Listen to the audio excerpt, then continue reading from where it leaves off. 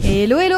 Tu connais le croissant cube? Regarde, c'est magnifique, c'est excessif, c'est même décadent. Je crois que c'est ça le mot que je cherchais pour te dire à quel point c'est super riche. Mais ce n'est que mon ressenti. Pour en avoir le cœur net, j'ai demandé à l'intelligence artificielle ce qu'elle en pensait. Parce qu'après tout, ça n'a pas de cœur ni de ressenti, c'est donc une analyse objective. Et le robot, il est super sympa parce qu'il m'a donné des très bons conseils pour rendre les croissants cubes plus sains. Donc c'est juste énorme, hein, je savais pas que c'était possible, écoute. Et comme c'est du lourd, eh bien, je vais te les partager ces conseils. Alors, le premier conseil, choisissez un croissant cube préparé avec des ingrédients de haute qualité. Ouais, ok, c'est moins pire, mais du beurre, ça reste du beurre. Pas sûr que ça fasse une grosse différence. Bon, passons à la suite. Conseil numéro 2, limitez votre consommation à une portion par jour. Alors là, j'ai envie de dire merci au robot d'exister, hein, parce que sans lui, je pense que j'en aurais facilement mangé 4 sans me poser de questions. Mais vous êtes fous! Conseil numéro 3, accompagnez le croissant cube d'une source de protéines comme du fromage ou des œufs.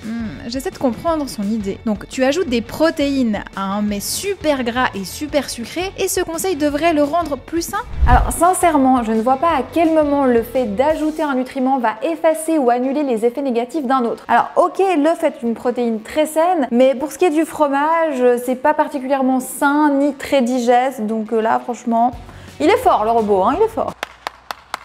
Bon, comme tu l'as vu, ces robots n'ont pas encore tous les bons réglages, donc j'ai voulu tester un petit peu, creuser, voir qu'est-ce qu'il y avait à en retirer, et j'ai demandé à une intelligence artificielle de me créer un menu complet pour la journée. Donc on va pouvoir tester ensemble en conditions réelles selon les critères que je lui ai donnés. Bref, tu verras, il y a 2-3 trucs où c'est du lourd, on va bien se marrer, je te laisse la surprise. Pour l'heure, je t'invite à liker la vidéo si tu apprécies ce type de contenu. Pense aussi à t'abonner à la chaîne si c'est pas encore fait, je compte sur toi. Et sur ce, c'est parti.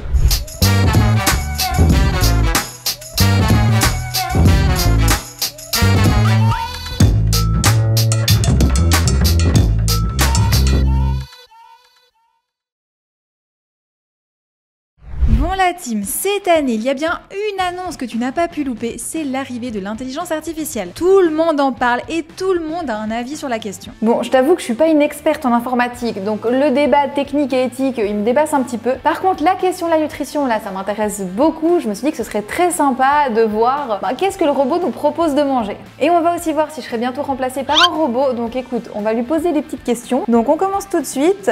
Propose un menu sain et équilibré avec différents plats pour un jour à Paris. Et là, je précise Paris parce que je veux pas qu'il me propose des repas qu'on pourrait manger, je sais pas moi, en Chine. Faut que ce soit représentatif de notre alimentation de tous les jours. Bon, je vois qu'il réfléchit. Ok, on a un menu. Alors, je te raconte ça. On a un petit déjeuner yaourt grec avec fruits frais et noix et une tasse de thé ou de café sans sucre, pas mal. Le déjeuner, salade de lentilles avec des légumes grillés et une vinaigrette à l'huile d'olive avec un morceau de pain complet. Et pour le dîner, filet de poisson grillé avec des légumes sautés et du riz brun et une portion de fruits frais. Bon, et là la machine précise que je peux remplacer certains aliments s'il y en a que je n'apprécie pas. Donc écoute, c'est très délicat de sa part, respect, hein.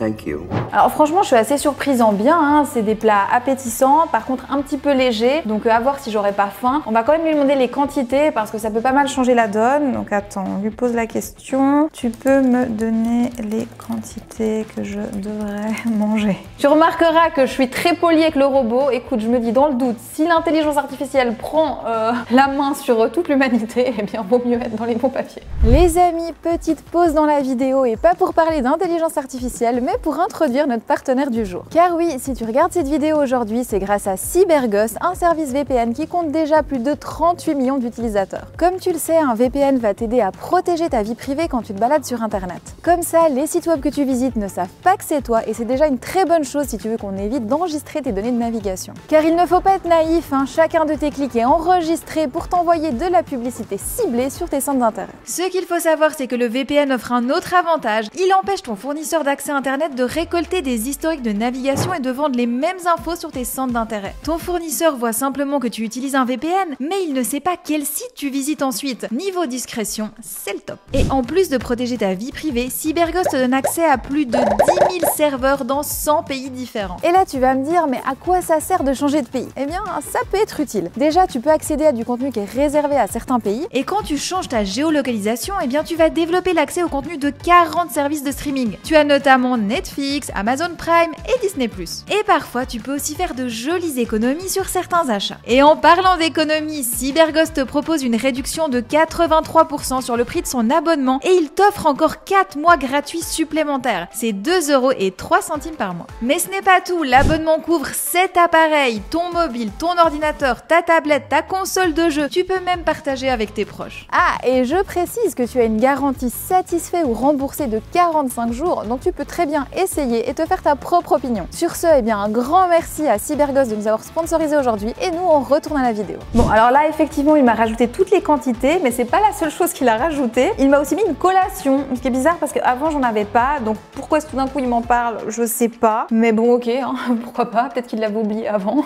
Bon, si on regarde les quantités d'un petit peu plus près, il y a un truc qui me semble un petit peu étrange. La machine me parle pour la viande de choisir 30 à 40 grammes de protéines maigres. Mais on ne sait pas si c'est un steak de 40 grammes et dans ce cas, c'est pas beaucoup. Et puis, si c'est 40 grammes de protéines pures, eh bien, c'est un peu vague, hein, donc ça demande des précisions. Je vais lui demander, dans ton menu, à quoi correspond 40 grammes de protéines maigres ? Bon, alors là, la réponse est bizarre. Hein. 100 grammes de poulet, ça vaut pas du tout 40 grammes de protéines. C'est un peu n'importe quoi, hein, le robot. Vous m'énervez! Je suis énervé, là! Vous avez affaire à un homme en colère, là! C'est pas crédible, Thomas. Mais je vois qu'il y a un petit bouton pour afficher d'autres suggestions. Donc écoute, on teste le petit bouton. Alors, il y a effectivement d'autres suggestions. C'est intéressant parce que tout d'un coup, il nous faut plus 100 grammes de poulet, mais 80 grammes pour obtenir les 40 grammes de protéines, justement. Donc, qu'est-ce qui s'est passé? Tout d'un coup, la machine a trouvé un poulet super protéiné qui nous vient de l'espace. Je sais pas.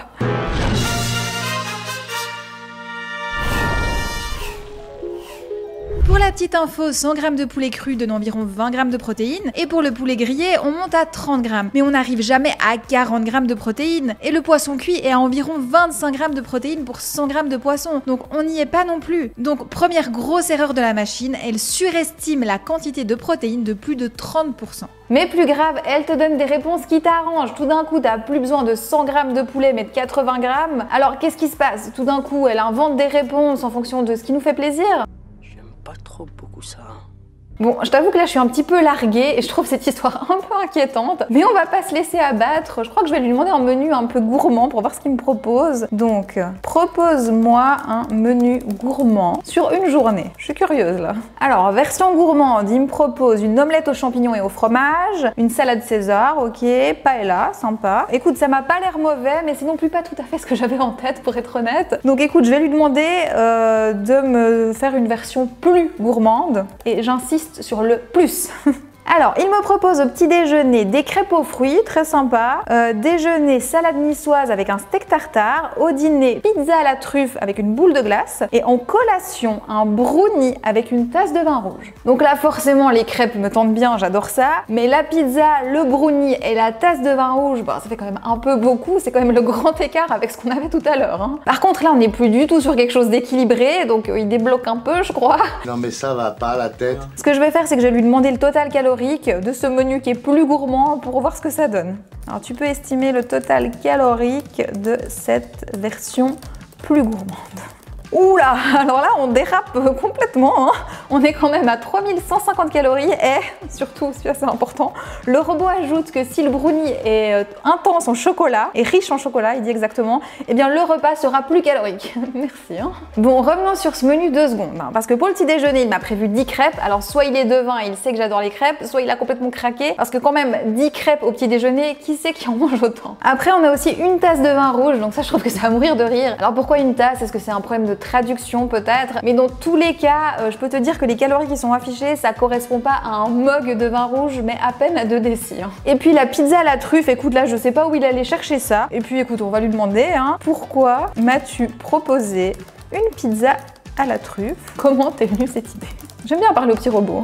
Alors, sa réponse, l'idée m'est venue en pensant à ce que vous aviez dit de la gourmandise. Vous vouliez un menu qui soit à la fois gourmand et équilibré, et la pizza à la truffe répond à ces 2 critères. Alors franchement, il dit n'importe quoi ce robot, mais il est trop chou, je l'adore quand même. Bon, du coup, je te propose qu'on se retrouve demain pour tester ce menu, parce que je suis courageuse et je pense que ça va être sympa. Au petit déjeuner, j'ai commencé comme convenu avec des oléagineux, des fruits frais, un thé sans sucre et un yaourt grec, et honnêtement, c'était pas mal du tout. Pour le lunch, c'était une salade de lentilles avec des légumes cuits, donc là on avait du brocoli et de la courge, quelques noix et surtout une pomme fraîche. Et pour bien terminer cette journée spéciale robot, alors c'était du riz avec du poisson grillé et des carottes cuites. Bon, et avant de passer à la conclusion, dis-moi, est-ce que tu te rappelles du croissant cube au début de la vidéo? Eh bien, je suis allée le chercher ce matin pour la petite pause londonienne de cette vidéo. On va donc le déguster ensemble sans plus attendre, c'est parti. Alors, je vais commencer par le dessus, là on a des petites pistaches qu'on comme trempées dans un sirop, j'ai envie de dire. C'est très gourmand, sucré mais pas trop. Là, ce qui m'intéresse, c'est la crème. En fait, on voit que dans la crème, il y a de la crème, mais aussi de la pâte de pistache. Bon, et là, je vais croquer dedans, parce que ça me paraît être la façon la plus appropriée pour avoir vraiment le goût. C'est juste que j'aurais voulu avoir directement dans la première morse, c'est des gros problèmes ça. J'aimerais avoir dans la première morse la crème de pistache, mais ça va être compliqué, attends. Là c'est très bon. Ça c'est quand même la pâte feuilletée qui est un petit peu sucrée. En général j'aime pas trop, des fois j'ai déjà eu dans les pâtisseries asiatiques, tu prends un croissant, alors il est étonnamment assez bien, il est bien feuilleté, bien croustillant et tout, mais ils mettent du sucre dessus et moi ça j'aime pas trop. En Italie aussi c'est le cas. Pour moi le croissant j'aime bien qu'il soit neutre, voire un petit peu salé. Bref, j'attaque la deuxième morse.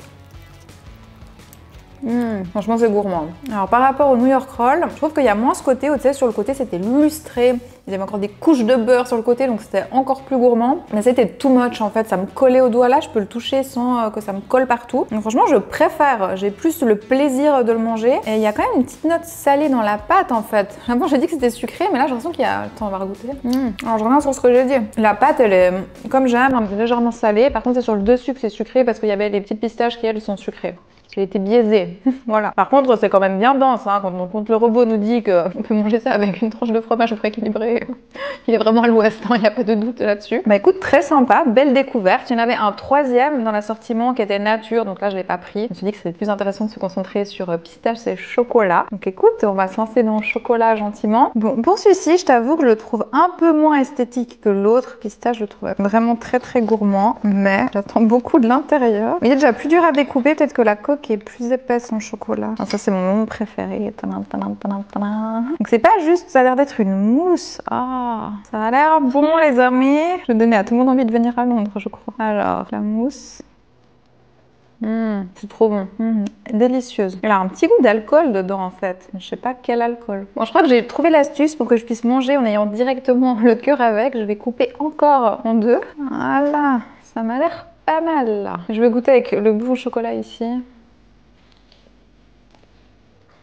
Avec la pâte, forcément, on sent moins le côté mousse quand tu manges directement dedans. Mais je pense que c'est vraiment comme ça qu'on est censé le manger. Alors, c'est vraiment pas du tout comme par exemple manger un pain au chocolat. C'est très différent. C'est plus frais, t'as la texture au milieu. Après, je trouve ça quand même moins bien que pistache. Mais je vais quand même goûter avec cette partie-là.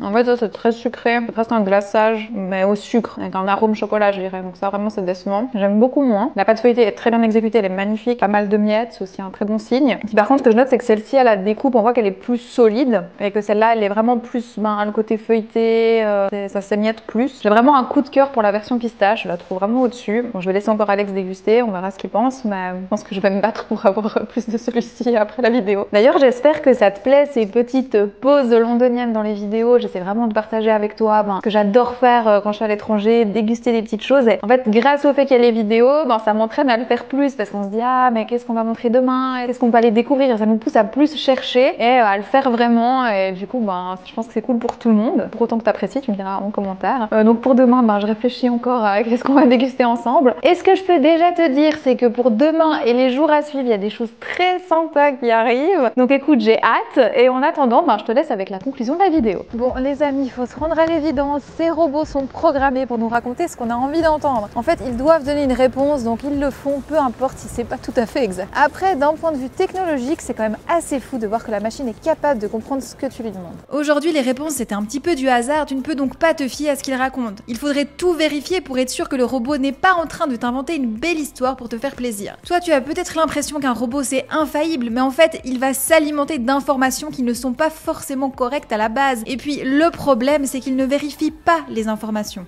C'est nul. c'est pas bien. Et si tu le challenges quand la réponse est complètement hors sujet, il dégage en touche. Donc ok pour écrire un email, mais moi je lui confierai pas ma santé. Pour ce qui est du choix des repas, et bien là ça dépend de ce que toi tu lui demandes. Moi mes repas sains étaient effectivement sains. J'ai eu la salade de lentilles, j'ai aussi eu un bon poisson, donc de ce côté-là c'était bon. Donc pour en revenir à la problématique, la technologie n'est pas encore au point. Donc si tu utilises, vérifie toujours les infos. Et si tu as un doute, alors viens sur la chaîne Noémie Nutrition. C'est encore un être humain qui vérifie les infos et qui utilise un petit peu de bon sens pour faire la part des choses. Je crois qu'on a encore quelques années d'avance sur les machines. Et avant qu'elle nous rattrape, eh bien, il faut qu'on se serre les coudes, alors je compte sur toi. N'oublie pas de mettre un petit pouce bleu si tu as apprécié la vidéo. Pense aussi à t'abonner à la chaîne si tu apprécies le contenu et que tu veux découvrir plus de vidéos de ce type. Et merci encore à notre partenaire CyberGhost. Si tu cherches un VPN pour protéger ta vie privée, va faire un tour sur leur site. Je te mets le lien en barre de description. Je te rappelle leur offre, 4 mois offerts et une réduction de 83% avec une garantie satisfait ou remboursée de 45 jours. Tu me retrouves dès maintenant sur tous mes autres réseaux, notamment Instagram où je suis très active au quotidien, mais aussi le groupe Facebook Ma Vie Cricket où on échange avec toute la communauté de Noémie Nutrition. Viens faire un tour, tu verras, c'est très sympa. Et sur ce, je te dis à tout bientôt dans une prochaine vidéo. Allez, ciao!